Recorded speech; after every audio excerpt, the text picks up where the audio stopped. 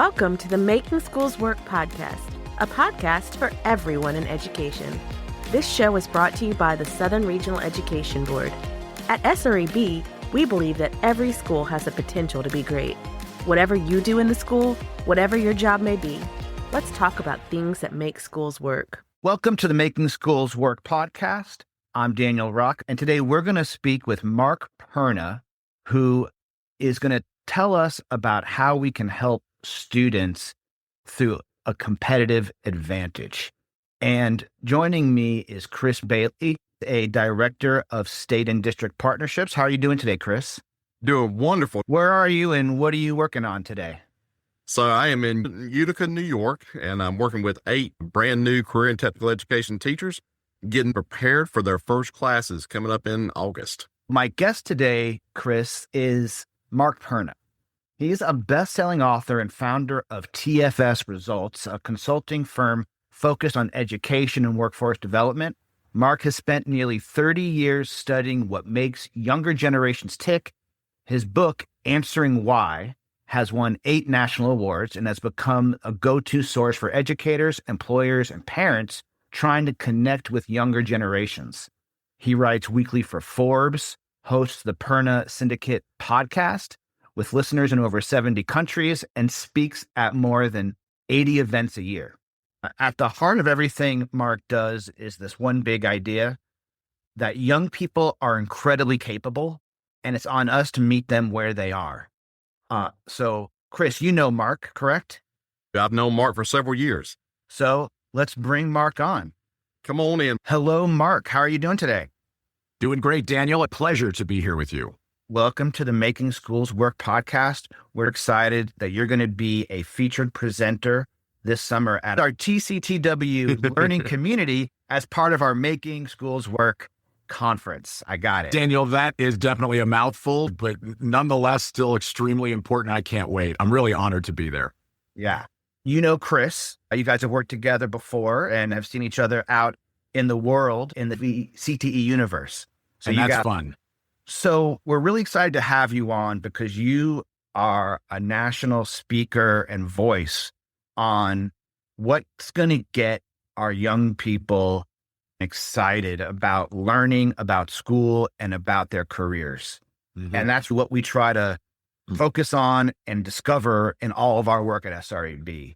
One way that you frame it is giving kids a competitive advantage in the context of the workforce. And you apply that to K-12 students. What does it mean for a middle schooler or a high schooler to build competitive advantage? And why does that framing matter? Is it something people should think about? Daniel, the challenge we have here is an engagement challenge across America today. Engagement's at an all-time low, mental health issues, challenges, and behaviors at an all-time high. And what we have to do is recognize we have to frame education a little bit different. I speak all over the nation. I do over 100 keynote speeches a year. The way I frame it, and this can start as early as elementary into middle school, high school, college, and beyond, is that we have to reframe what the young people are doing every day. I'm a generational expert and an international thought leader on education, workforce development, and economic development. I really have come to this framing that we need to reframe everything as competitive advantage. The way I would define competitive advantage is robust academic knowledge. That's what our PK-12 or 16 system is built on, delivering robust academic knowledge, just as important today as it was 50 years ago. But you also have to add technical competencies, those things you can do in your head and with your hands, and then professional and life skills like work ethic, punctuality, leadership, communication, work-life balance. All of these things together are what help build competitive advantage in our youth, in ourselves. Daniel, Chris, you and I, we have to do this for ourselves, right? We're building these things so that we can compete. And the way I define competitive advantage, because I speak to middle school, high school, and college kids every year, when I speak to kids, I define competitive advantage this way. It's not Daniel and I or Chris and I trying to beat each other up, right? Like, I'm going to beat you, You're going to beat me. And sometimes that's the way we look at competitive advantage. No, competitive advantage to me is simply the ability to put your best foot forward. It is simply the ability to live the best version of yourself. It is simply the ability to put yourself into the best possible position to have the best shot at the things you want to go after. Maybe it's sports. Maybe it's getting into student government. Maybe it's getting into part-time employment, summer employment, full-time career employment, whatever it is.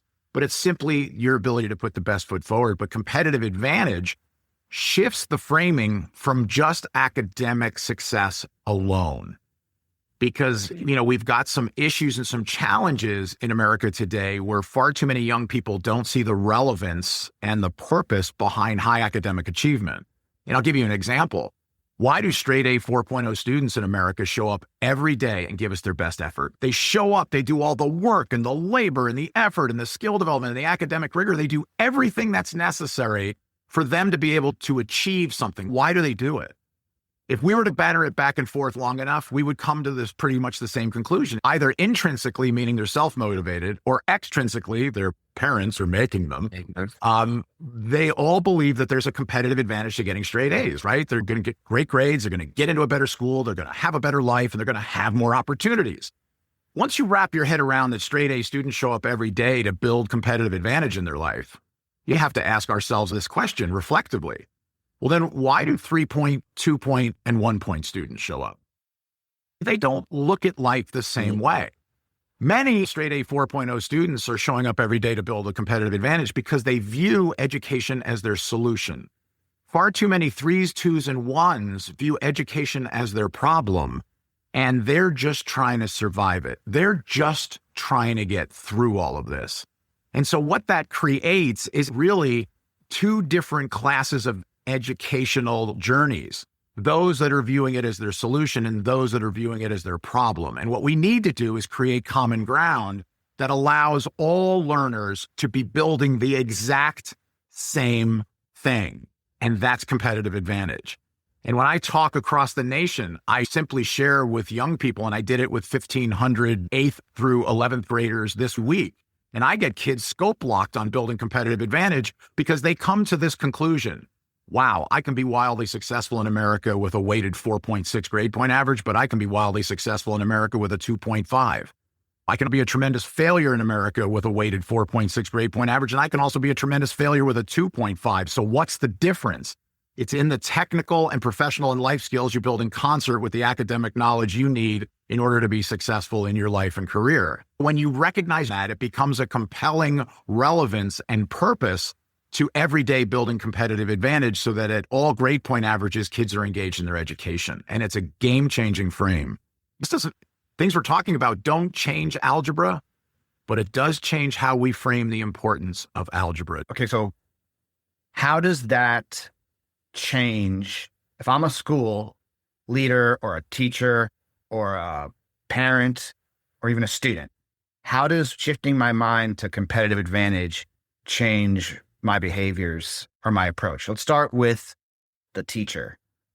If that's something that I'm thinking about, like I've been to Mark Perna's presentation, I've read his book, and I want to start implementing these things, what are some of the changes that I'm going to do, or some of the practices I'm going to start using?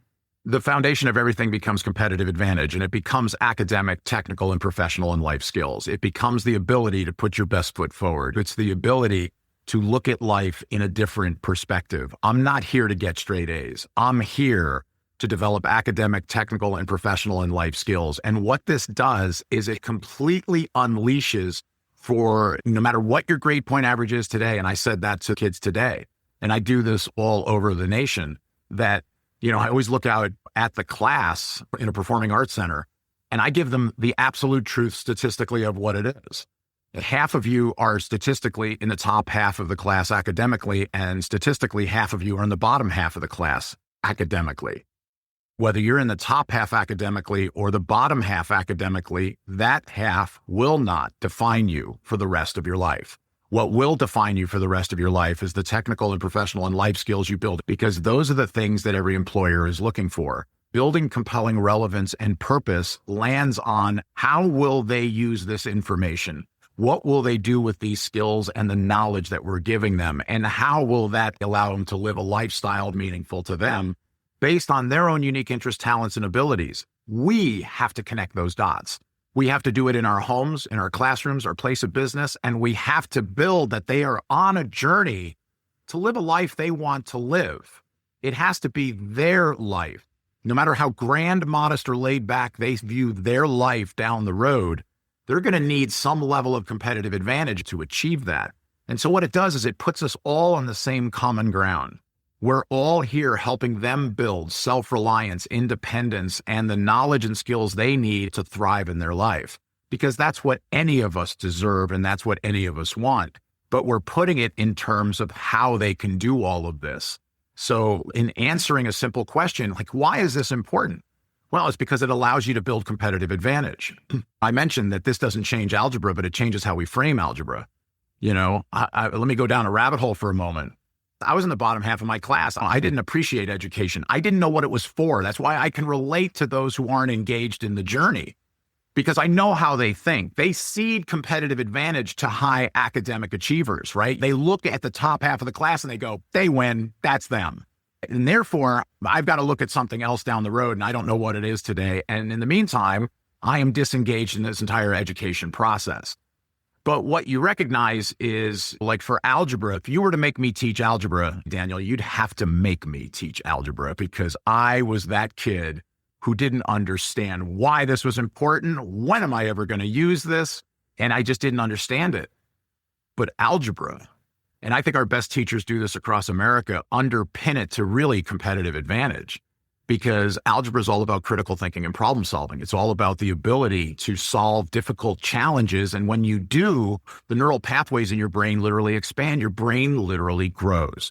So algebra and calculus and physics and all of these academic disciplines are all about building competitive advantage, because they allow you to adapt to a world that's changing every single day. But we're not pitching it that way enough in America. And so when we pitch it that way, students become all in, because they understand why this is important and how they build something meaningful in their life.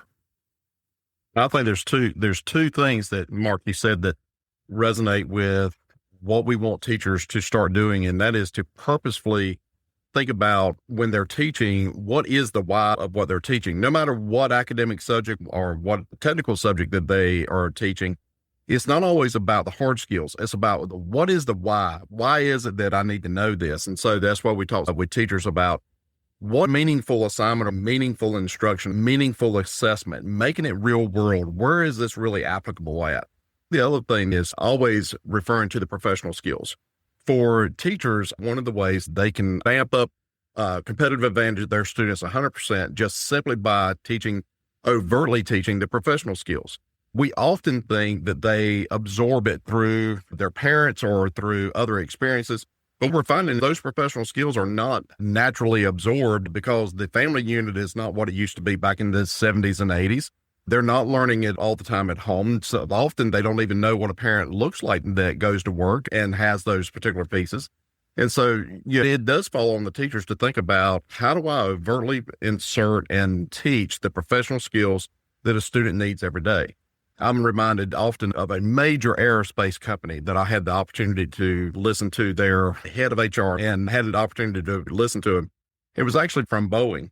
And he said, there has never, ever, ever, ever, ever in the history of Boeing, no one has ever been fired for their lack of hard skills, their lack of technical skills. Every person at Boeing that's been fired has been because of a lack of professional skills. And so that's always resonated with me in the fact that we have to be more overt about teaching our students the professional skills they're going to need to be able to be successful in the workplace. I'm thinking about schools and what schools worry about and what keeps them up at night.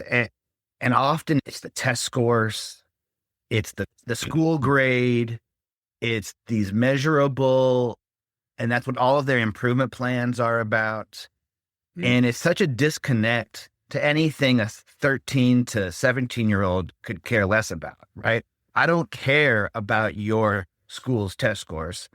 And if I'm not necessarily planning on going to college, am I invested in getting this key reading or math skill so that we can really show the state that, like, that's not resonating for these kids. Nope. But if I say we're doing this because this is going to, if you can do this thing, if you're able to do this well, it's going to give you a competitive advantage because you're able to create or solve or show that you understand. Mm-hmm. And that's something that 80% of the people you're competing with aren't going to be able to do.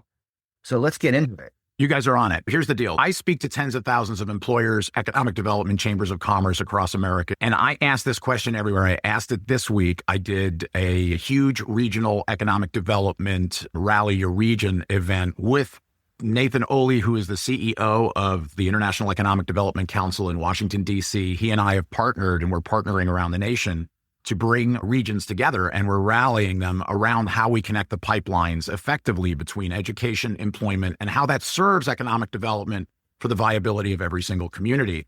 I asked this group, we had just over roughly 250 business leaders, CEOs, et cetera. I did the same thing about 5 weeks ago in Anchorage, Alaska, doing their economic development opening keynote speech. They had 1,500 business leaders and community and civic leaders. And I asked this question, same result. I get almost 100% to raise their hand to this question. And the only reason I don't say it's 100%, I mean, the whole room basically raises their hand. There's always someone who doesn't raise their hand. So I don't want to say 100% because there's always those people who stand on, I'm not raising my hand for anything this guy says. Basically everybody in the room. And the question is this, answer this for yourselves, guys, because everywhere I go, this is what employers are saying. CEOs, human resource executives, everybody. Here's the question. How many of us in this room right now would hire someone directly out of high school, directly out of college, directly out of a training program with a 2.5 grade point average? But that individual can pass a drug test. They can show up on time consistently. They understand the power of critical thinking, problem solving. They understand communication, active listening, and they could do conflict resolution. How many of you would hire that person right now? Show of hands. Everybody in the room raises their hand. This is powerful information because everybody in the room says we would hire the C student if they have all of this other stuff as well. And so this is where the power of competitive advantage comes from. It brings it to the center point and the rally point of what we need to do to build engagement in America today is simply shifting from you're here to get high academic grades to you're here to build a competitive advantage that includes academics, it includes technical competencies, and it includes professional and life skills. If we can build all of that, every portrait of a graduate across America has the bones of all of this in it, but districts have no idea how to get there. They're not building the connective tissue so that students starting in pre-kindergarten all the way through 12 and into college or direct into employment to have the foundation built to make sure that all of this happens. I am here to show you proof of concept. Tens of thousands of kids every year I speak to, and they are scope locked, leaned in, and silent the entire time I'm speaking to many hundreds or even sometimes thousands of students who want to build a competitive advantage when they recognize that, wait a minute, I can be really successful with a 2.5 grade point average. It's not just about getting straight A's. Every kid recognizes they build the academic knowledge they need to do what they want to do in life. But if they build everything else around it, game's over. They've got a shot. Chris, I'm wondering, with your work, you are the director of Teach to Lead at SREB. Can you describe the program real quick, just in like elevator speech, just to give us a sense of what you do with these teachers and what it is? Sure. We are a teacher preparation program that utilize over 200 hours worth of professional development, instructional coaching, and observations to help teachers either gain their certification in certain states or support the certification process in certain states. It's built for teachers coming in from industry to career and technical education, but also math, science, ELA, humanities. We're even getting into now special need. We're all about trying to help and support those brand new teachers on their journey to have a career in education.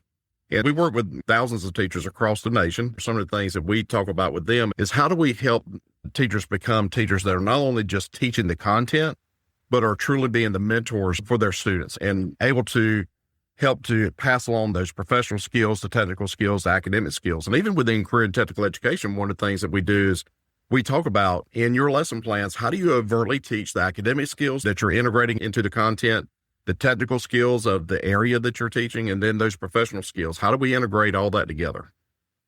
I guess what I was thinking was people who are coming straight from industry today, who are teaching in industry, they have a really unique perspective that they can provide young people about what competitive advantage means. This is a concept that they could really add value to, that maybe someone like me who went to college then grad school, then became a teacher. I needed competitive advantage to be a teacher, which meant getting a teacher certificate. Check, right? I did it. The world that they're coming from is maybe more aligned with the world that some of these students might be going to. I'm just curious in terms of if you're seeing anything that's uniquely advantageous about how those teachers are able to talk about it in a way that Mark is describing.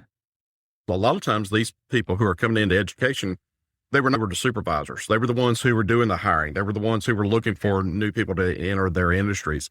And so it's very interesting to hear them talk about the fact that one of the activities that we do is we talk about setting expectations in your classrooms. So setting good expectations in your classrooms is going to be how you develop a behavior management plan and how you have a culture or build that culture inside of your classroom. And we really want to talk about building that simulated workplace culture in the classroom.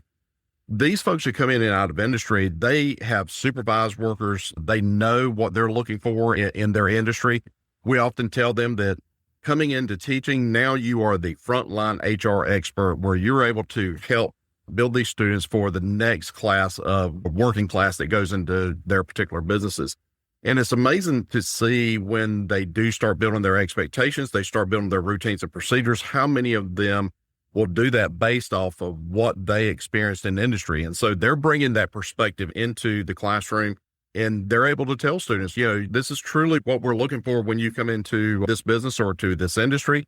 And this is the type of skills that we need. And often they do think about the fact that it's not just those technical skills. You've got to have all three of these areas combined together in order to, as Mark said, to give that competitive advantage. And those teachers who come into this area or that come in from business and industry, they do get it. Mark, you talk about going from why to want to. And as a teacher, I want my kid to want to do it. We all want that. No? Well, that would be great. That would be awesome. And I do feel, as someone who goes into schools, one of the challenges is motivation. So you're talking about, I hear you saying, if we reframe it as not just you need this because, but you need this because you need to have a competitive advantage. And anybody, whether you're a C student, you can still get that. Tell me how this relates to and how this can move kids from just asking why to, or the teacher answering why. Yeah. I mean, Daniel, so why leads to want to? I speak to tens of thousands of K-12 administrators and counselors and teachers, as well as at the college level. And I say there's a question we all have to answer for ourselves before we answer it for students. Why would anyone do this? If you're teaching algebra, physics, welding, culinary, why would anyone do this? Why would anyone take algebra and do well at it? Why would anyone take welding and do well at it? Why is it important? And the knee-jerk reaction I get from educators is, I'm not sure I have an answer to that question. And if you don't know, then the student doesn't know. And you're asking them to come up with their own conclusion, and you're not going to like the conclusion they come up with, which is, I don't need to do this. I don't need to be engaged, and I'm going to go do something different mentally during this. So we have to answer that question. That's part of why. And want to comes after why. Daniel, if we were sitting down having a beer together and Chris said, hey, I want to climb Mount Kilimanjaro, the first question you and I would ask him is, why would you want to do that? Yeah. Because there has to be a why answer for Chris before he decides he wants to go do that, right? And so why comes before want to. And we have to answer that question. And we have to have a credible answer to it. And part of the systemic challenges in education is there is not always a great answer to why, because we're being made to do this sometimes as educators. And we have to recognize, though, by moving to competitive advantage, it creates a common ground. It creates this place we all live in because we all have to build a competitive advantage. If Chris and I are going head to head in some future position or role or thing we both want to attain, but only one person gets it, we're going to have to put our best foot forward. We're going to have to build the best version of ourselves and let the chips fall where they may. But if you don't have a competitive advantage, I am just giving it to Chris, and Chris is giving it to me. And so it doesn't have to be confrontational in competitive advantage, but it has to be, we have to build the knowledge and the skills so that we can simply go after the things we want.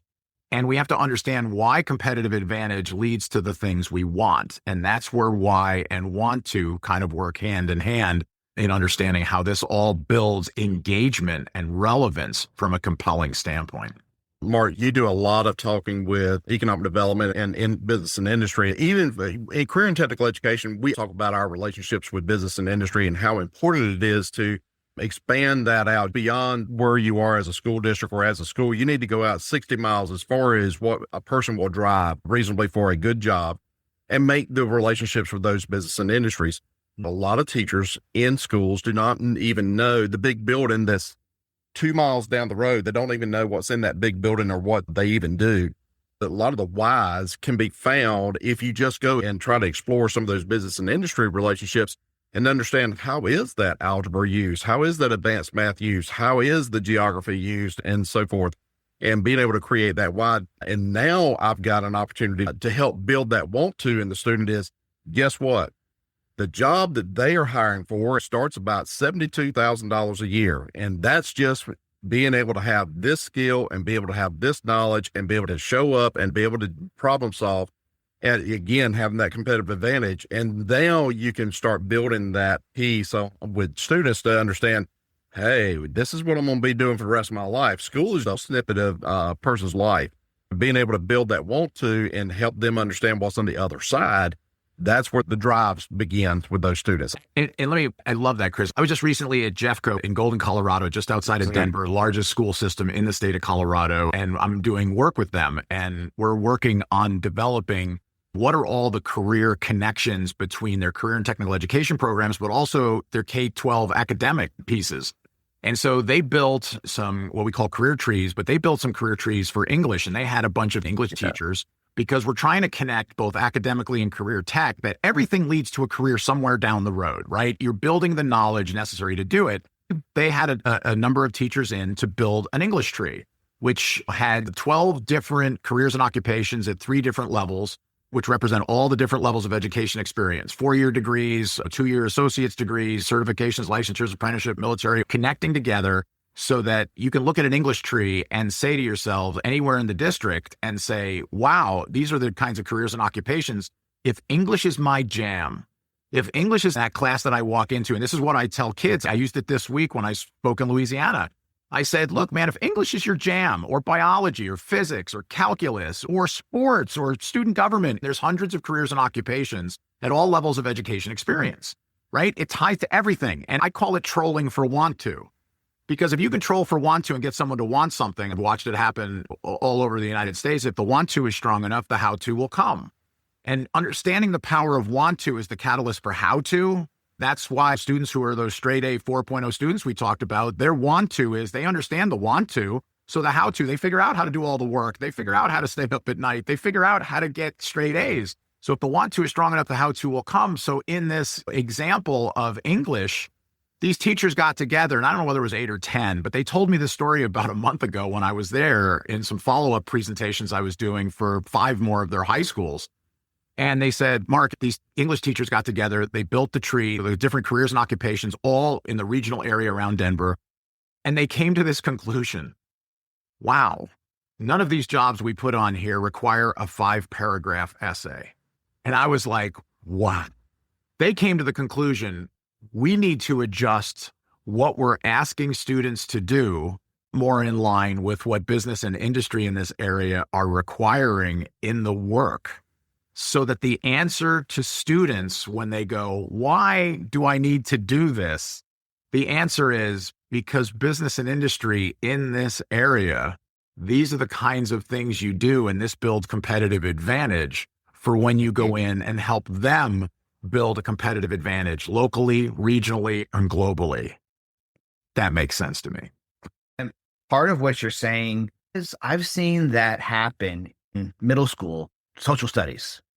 And you can bring in guest speakers to a social studies class as a lawyer, your local mayor, your elected sheriff, all these people, and have them describe the skills, the connection, the relevance of what they're learning about government, about history and social studies. and how you need to have this understanding, this way of thinking in order to do this. That's the why we're doing it, which can build into that want to. The thing that I push back on teachers all the time is when they see the key to getting students to do well is the grade, right? If you want to get a good grade, you got to do the work. So you give me the work, I give you the grade. And it's an exchange, right? It's an economy. You give me your paper with your name on it and some words that relate to what we're doing. And that's worth $12. That you get 50%. And then if it's accurate, you get another 70%, right? And that's your compensation for this work, right? And is the motivation dynamite? No one is interested in doing that and having that job. It's a job no one asked to be in or applied for. And the reality is the want to and all the things you're describing, they don't come built in to the curriculum. No, this is the engagement supersize. Right. So I'll give you an example. I talked to 2,500 students in Iberia Parish, Louisiana, about a month and a half ago. I've done a lot of work in Louisiana. So I spoke to 2,500 8th through 11th graders. I did about 500 kids over about a 2-day period of time in 3 or 4 different locations. And we got all these comments back from students. They were glowing. I talked about competitive advantage the entire time. I usually go about 40 minutes in presentation, and then I open up to Q&A. Open dialogue, Q&A for 30 minutes.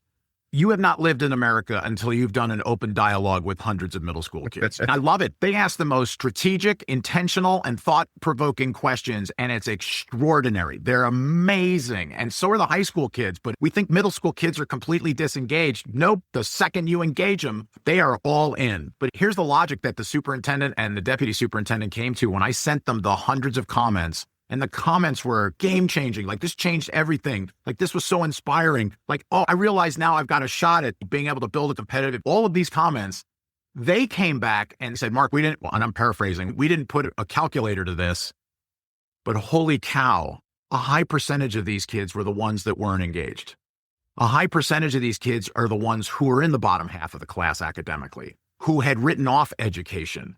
And those kids are the ones going, okay, I get it now. This makes sense to me. Like, I can be successful with a 4.3.2 point. If I'm building all the rest of this, it now becomes the catalyst to move forward every day towards their light at the end of their tunnel. Young people realize there's multiple things, and I can be darn good at a bunch of these things, and I don't necessarily have to be great at just the one we talk about all the time. And here's the kicker. Academic knowledge takes care of itself once you get kids on the road to competitive advantage. Academic knowledge will take care of itself because they will realize it's important.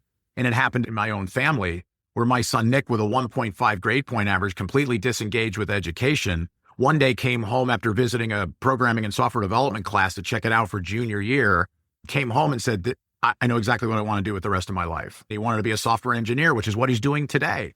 He went from a 1.5 grade point average sophomore year to graduating with a 2.5. Took the ACE, scored a 32, got a scholarship to Akron University where he completed a 4-year computer science degree in 4 years. Today he makes north of $90,000 a year as a software engineering apprentice. And I'm like, how do you go from there? I tell that story when I speak. Like, it's awesome because he realized academics was not important to him until academics were important to him. And the only way to get academics to feel important is to recognize, how am I going to use this? Why am I going to use this? And what do I want to do with this information? And we're missing that. I think our best teachers are doing stuff like this, and counselors and paraprofessionals and special needs folks and administrators, but it's not systemic enough. My proof of concept is I speak to tens of thousands of 8th grade through 12th graders and into college, and I do open dialogues with them. I know what their issues are. I know what they're thinking. I know what makes them tick, and I know how they make decisions. And as I lay this out for them, it's game changing. Because I'll tell you what is part of the proof of concept.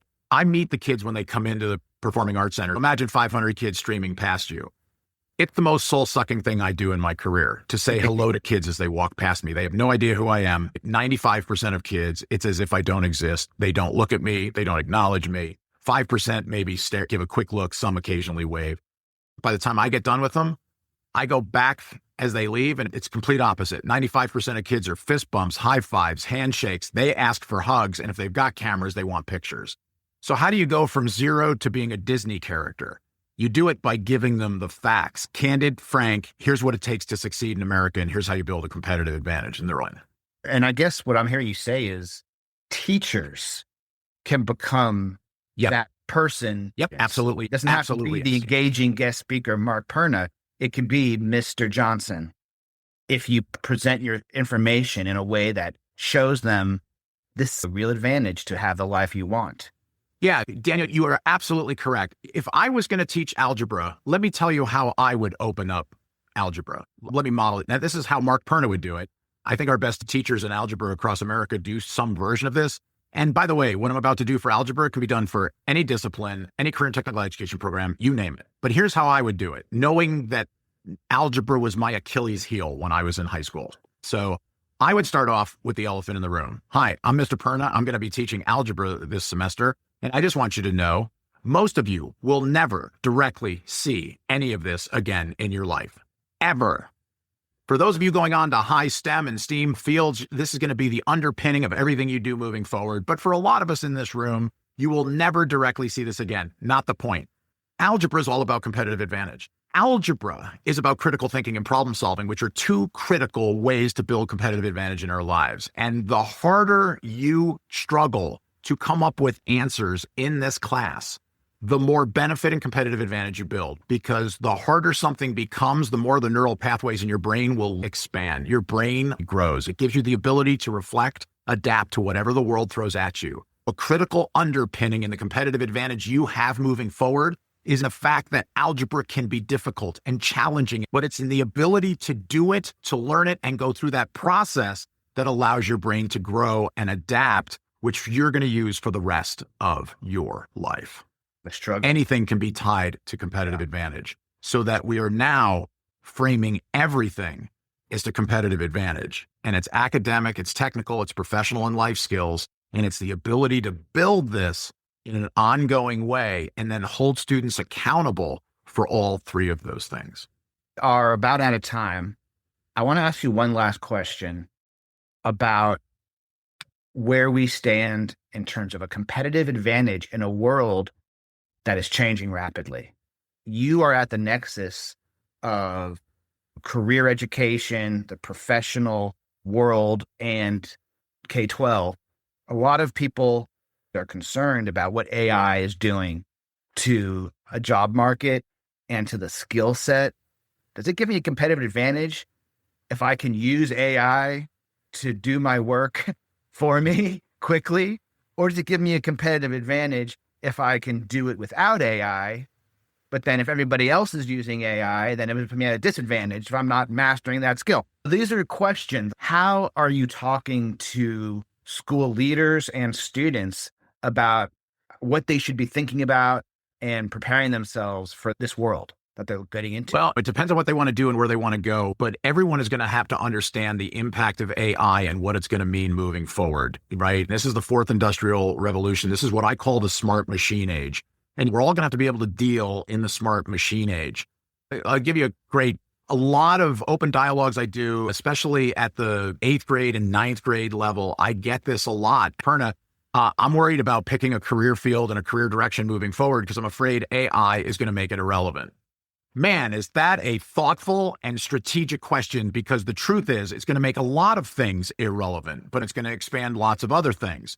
And so what I talk to them about is the importance of building a competitive advantage. That's why you have to build academic, technical, professional, and life skills, because especially those professional and life skills and technical abilities in concert with your academic knowledge are what's going to help you adapt to where the world is going to go. Industries are going to rise, industries are going to fall. There's going to be things that are going to shift moving forward.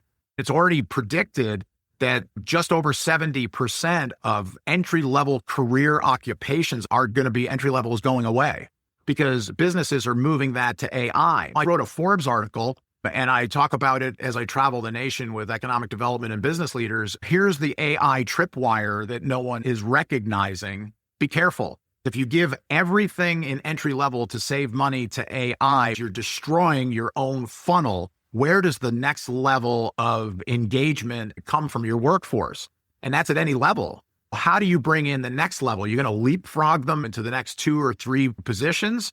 No, what you've done is you have literally emasculated your funnel into your business and your culture, and you're going to have to figure out where that Achilles heel is, and you're going to have to adapt accordingly to it. Not everything can be turned over to AI. The ability for young people to recognize that they absolutely can control how much adaptability they have and how they can jump from industry to industry. And I'll give you a great example of this. There's a lot of kids today coming out with MBAs from top schools, the Harvards and the Stanfords and the Yales, the Wharton School. Kids are coming out already thinking this way. They're coming out to buy the trades, buying HVAC companies, and they're buying construction companies, and they're buying electrical companies, because they realize those companies are not going to be negatively impacted by AI, but they can use AI and leverage AI to scale those businesses to something extraordinary and large.